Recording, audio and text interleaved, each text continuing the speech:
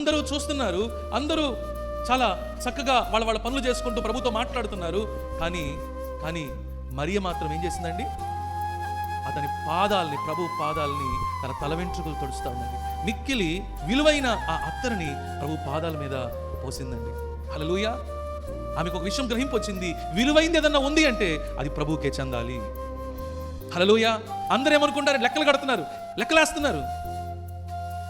సంవత్సరం అంతా కష్టపడితే కానీ ఇంత డబ్బు రాదు, ఇంత డబ్బు వచ్చింది దాన్ని తీసుకొచ్చి ఈమె ఏం చేస్తుంది? ఆయన పాదాల దగ్గర పోస్తుంది ఏంటి అని చెప్పినని వాళ్ళందరూ కూడా లెక్కలు కడుతుంటే ఈమె మాత్రం ఈ విలువైనది నా ప్రభువుకే చెందాలి.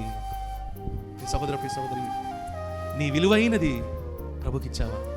విలువైనది మన జీవితం, విలువైనది మన హృదయం, విలువైనది మన సాక్ష్యం. దేవునికి వాడి పడేసింది, లేకపోతే పనికిరాంది, లేకపోతే second quality, third quality, fourth quality, ఇలాంటివి కాదండి దేవుడు.